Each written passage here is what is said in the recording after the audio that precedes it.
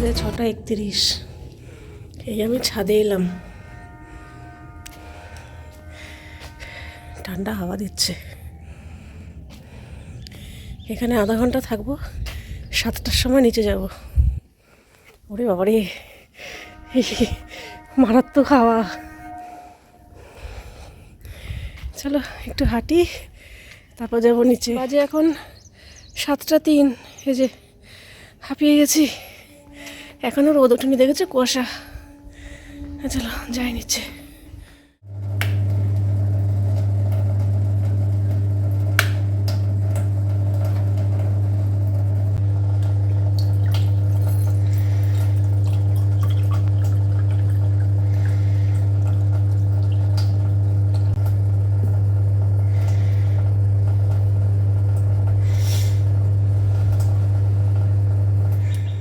Good morning, আশা করব তোমরা সবাই খুব ভালো আছো আর সুস্থ আছো। আমিও খুব ভালো আছি। আজ হচ্ছে 22শে ডিসেম্বর, সোমবার। বাজে এখন সকাল 8:30। আজকে একটু আগে আগেই জামাকাপড় মেলতে আসলাম, কারণ এখন তো এই 2-3 দিন ধরে তো একদমই রোদের দেখা নেই, শুধু হাওয়াতেই শুকাচ্ছে। তবে হ্যাঁ, বেলার দিকে একটু ঘন্টাখানেক রোদ থাকছে। ওই 12টা 12:30টার দিকে রোদ উঠছে, আবার ওই 1:30, 2, 2:30, 3টে অবধি রোদ থাকছে, কিন্তু সেরকম একটা রোদের তেজ নেই। তাই জন্য সকাল সকালেই মেলে দিই, হাওয়াতে শুকাবে এখন, তারপরে বেলার দিকে একটু রোদ খাবে, ব্যাস। এই যে মেলে দিয়ে গেলাম, একেবারে খাওয়া দাওয়া সারা হবে, তারপরে তাতানকে বলবো যা গিয়ে নিয়ে আয়। এই এতক্ষণ ছাদেই পড়ে থাক, কারণ রোদ তো পাচ্ছে না। নাহলে যদি পুরো সকাল থেকে টানা রোদটা পায়, তাহলে 2-3 ঘন্টা রেখেই নিয়ে চলে যাই। যাই হোক, জামাকাপড় মেলা হয়ে গেল, এবার চলে এসছে নিচে। প্রত্যেকটা গাছে এখন জল দেব। 2 দিন ধরে গাছে জল দেইনি, কারণ রোদ তো নেই, একদমই মাটি শুকাচ্ছে না, পুরো মাটি ভেজা ভেজা। তো ভেজা মাটিতে আর কি জল দেব? রোজই এসে এসে দেখে গেছি যে না, এখনও অবধি জল দেওয়ার মতো নয়, কারণ ওয়েদারের যে অবস্থা, গাছও জল কম খাচ্ছে। যাই হোক, তো এই এখন মনে হলো না, মাটিগুলো একটু শুকনো শুকনো হয়েছে, এবার একটু জল দিয়ে দিই। তো আজকে প্রত্যেকটা টবে জল দেব।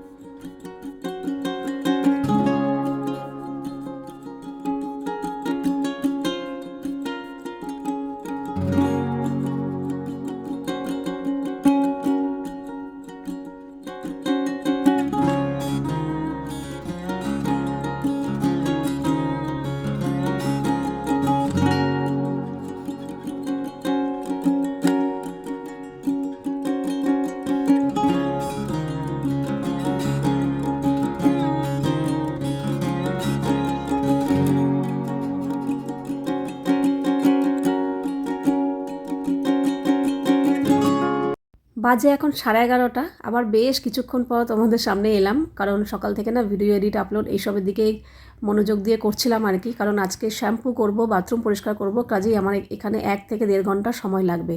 কাজেই অন্যদিকে সময় নষ্ট করলে চলবে না। আর আজকে সকালে জলখাবারও বানাইনি। আগের দিনের ব্লগেই তোমাদের বলেছিলাম যে আমি রুটি বেশি করে রাখছি, সকালবেলা আর খাবারের দিকে বানানোর দিকে আসবো না, তাহলে আর পেরে উঠবো না সব কাজ একসাথে। তো তাই জন্য রুটি ছিল, আর আগের দিনের ফুলকপির তরকারি তো অনেকটা ছিল, তো তাতান এই কদিন ধরে খেয়ে আর একটুখানি ছিল, ওটা আজকে আমরা দুজনে মা মেয়ে সকালে রুটি দিয়ে খেয়ে নিয়েছি, ব্যাস, তরকারি পরিষ্কার। আসলে তাতান না ফুলকপিটা খেতে খুব ভালোবাসে। ফুলকপির তরকারি কিংবা ফুলকপি দিয়ে যাই হোক না কেন, ও খুব পছন্দ করে। সে যতবারই তুমি সারাদিনে দাও না কেন, ও খেয়ে নেবে, না করবে না। তো যাই হোক, ও দিয়ে খাওয়া দাওয়া সেরে নিয়ে রান্নাঘরটা পুরো গুছিয়ে টুছিয়ে পরিষ্কার করে এই এখন চুলে কালার করলাম, কালার করে ভিডিও আপলোডে বসিয়ে দিয়ে এই এখন যাব বাথরুম পরিষ্কার করে, শ্যাম্পু দিয়ে স্নান টান সেরে তারপর ঘরে ঢুকবো।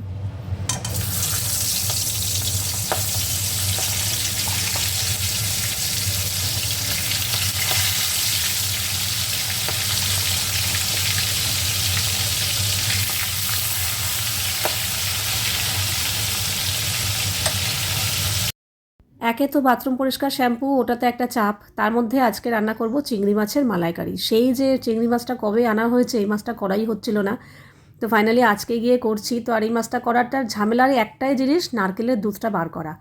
হ্যাঁ, বাজারে কিনতে পাওয়া যায় নারকেলের দুধ, কিন্তু আজ পর্যন্ত কিনে খাইনি। নারকেল কিনে এনে কুড়িয়ে তার দুধ বার করে এইভাবেই করি, ভালো হয় খেতে। তো ওটাই করতে একটু সময় লাগে, না হলে এটা রান্না করা তো খুব একটা ঝামেলা না। তো চলো, এটাও ফাইনালি হয়ে গেল। এদিকে দাদানের বাবাই গেছে স্নান করতে, আর এদিকে দাদান খেতে বসে পড়েছে। ও খাচ্ছে যে ডাল, দেখাই এদিকে আলু মেখেছি শুকনো লঙ্কা ভেজে, আর একটু টমেটোর ডাল করেছি, আর কালকের একটু শাক ভাজা ছিল ওটা দিয়ে খেলো, আর ডাল আলু সেদ্ধ। ও একটু বেশি করে করতে পারো না, আছে তো, তুমি তোর জন্যই তো করেছি। আর এই যে পেঁপে সেদ্ধ দিয়েছিলাম, এই দিয়েই খানা কমপ্লিট। আচ্ছা, আর এখানে আমাদের আছে আলুতে হতে পারে, হচ্ছে আমাদের চিংড়ি মাছের মালাইকারি। দেখতে কিন্তু আকর্ষণীয় হয়েছে।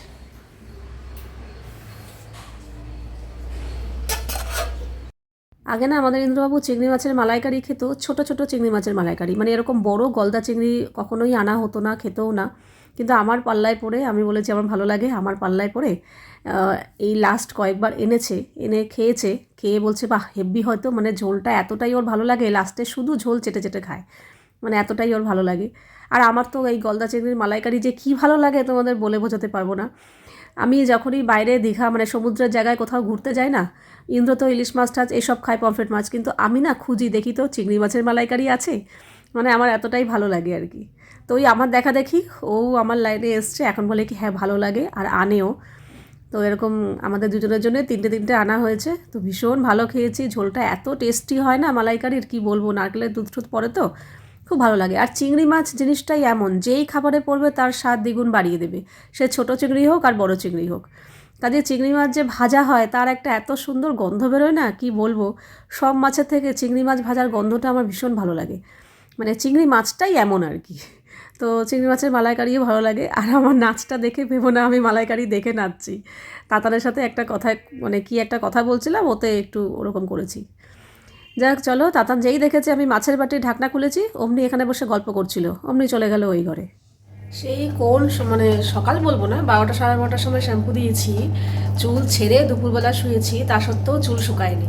অথচ গরমকালে, অথচ রান্নার সময় আমি চুল ছেড়েও রেখেছিলাম, ছেড়ে বলতে একটা ক্লিপ দিয়ে রেখেছিলাম, নাহলে তো অনেক সময় ভেজা চুলই গরমকালে তুলে রেখে দিই বেঁধে, ছাড়াও ছিল।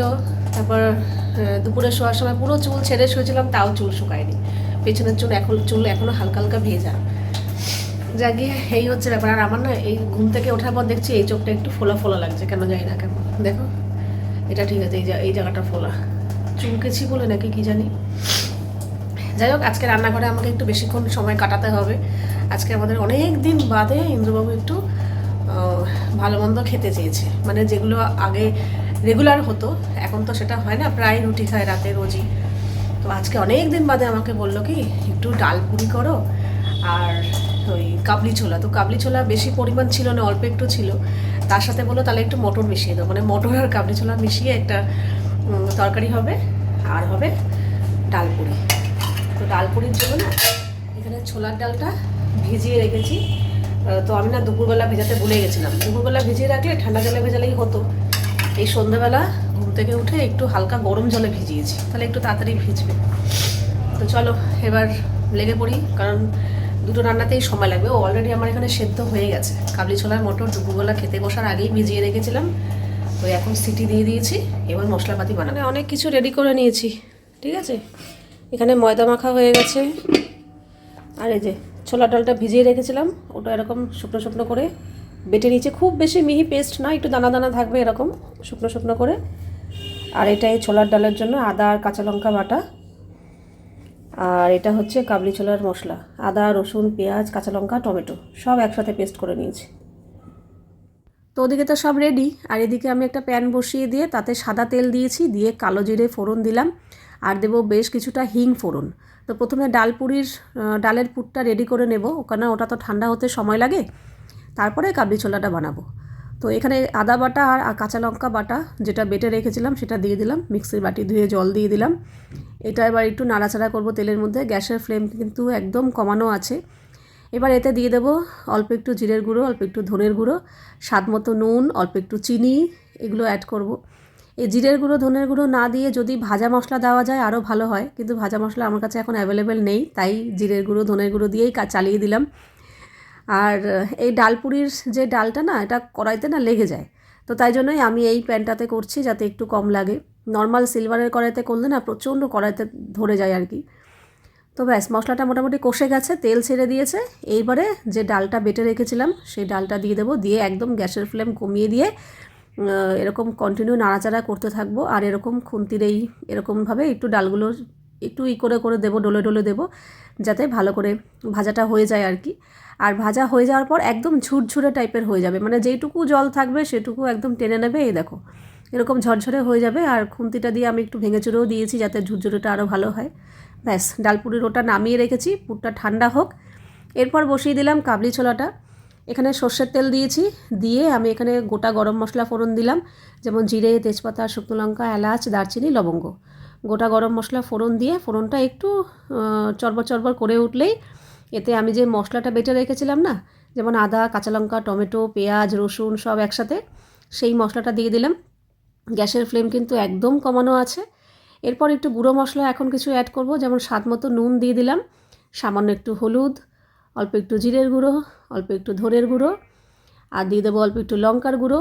আমি কিন্তু কাঁচা লঙ্কা বাটাও দিয়েছি, কাজে সেই বুঝে ঝালটা বুঝে দিতে হবে। আর দিয়ে দিলাম একটু সুন্দর কালারের জন্য কাশ্মীরি লঙ্কার গুঁড়ো। ব্যাস, এই দিয়ে এবার মশলাটা কষাবো। ও হ্যাঁ, অল্প একটু কিন্তু চিনিও দিয়েছি ব্যালেন্সটা করার জন্য। দিয়ে এবার মশলাটা গ্যাসটা কমিয়ে রেখে কষাতে থাকবো। এই সব রান্না করা খুব একটা ঝামেলার না, যেমন কাবলি ছোলা, ঘুগনি, ছোলা ডাল, তরকার ডাল, এগুলো ওই ফোড়নেই যা সেদ্ধ হয়ে গেলে তো ব্যাস হয়ে গেল। তো মশলাটা কষানোর পর সেদ্ধ করা ছোলা, এই কাবলি ছোলা আর মটর যে করেছিলাম সেটা দিয়ে দিলাম। দিয়ে ঝোলটা একটু বেশি হয়ে গেছে বুঝতে পারিনি, তো ওটা একটু গ্যাসের ফ্লেমটা একটু বাড়িয়ে রেখে আরও একটু টানিয়ে নেবো, একটু একদম ঘন থকথকে একটা গ্রেভি হবে, ব্যাস নামিয়ে দেবো।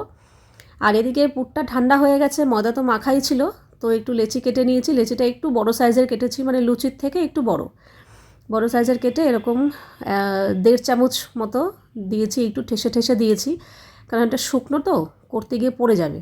তো হাত দিয়ে একটু চেপটে দিলাম যাতে পুরো কচুরিটার মধ্যেই, যাতে মানে পুরিটার মধ্যেই যাতে ডাল ছড়িয়ে যায় আর কি। তো এরকম 2 হাত দিয়ে বুড়ো আঙুলের সাহায্যে এরকম বাটির মতো করে এরকম 1.5 চামচের মতো ডাল দেবো। চামচের পেছনটা দিয়ে এরকম একটু ঠেলে ঠেলে দেবো, তারপরে আঙুল দিয়ে একটু করে দিয়ে তারপর করবো, কারণ শুকনো তো একটু ভরতে অসুবিধা হচ্ছিল, এই জন্য আঙুল দিয়ে একটু ঠেসে ঠেসে দিলে হয়ে যায়। কিন্তু আমি যে পুর করেছি, পুরি একটুও ফেটে যায়নি, ফেটে বেরিয়ে যায়নি।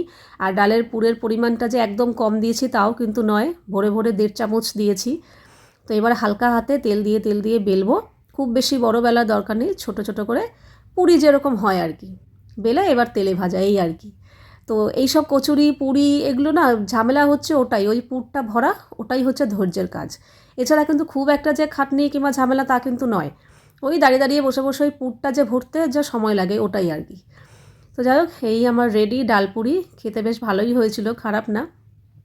তো আমি প্রথম কয়েকটা 5-6টা ভেজেছি, ভেজে তাতানকে দিয়েছি, ও 4টের মতো খেয়েছে। প্রত্যেকটাই না আমার ফুলেছিল, কিন্তু তারপরে যখন ইন্দ্র ভাজতে গেছে ওরগুলো সবগুলো ফোলেনি। জানি না কেন, কী করে ফুলেছে, একই তো জিনিস, আমারটা ফুললো ওরটা কেন ফুললো না বলতে পারবো না। তো এই দেখো, এই হচ্ছে আজকের ডালপুরি, আর আছে সাথে কাবলি ছোলা। তো তাতানকে আগে দিয়ে দিই, ও বলছে ও খেয়ে তাড়াতাড়ি শুয়ে পড়বে। আর আমাদের এখন স্যালাড কাটা হয়নি, ইন্দ্র বলছে এর সাথে স্যালাড খাবে, তো তাই জন্য ও স্যালাডের সব প্রস্তুতি করছে, আর এদিকে আমি তাতানকে দিয়ে দিলাম খেতে। এই ঘরে ঢুকেছি, আজকে প্রথম দেখলাম পর্দাটা দেওয়া ছিল না, এই দাগটা আমি কেটে গেলাম, পুরো ফগ হয়ে গেছে, দেখেছো? মানে ভাবো জানলা খোলা থাকলে এগুলো ঘরে ঢুকতো। এ দেখো,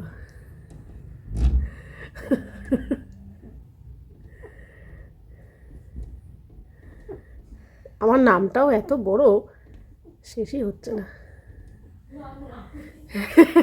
দেখ না, নাম লিখলাম।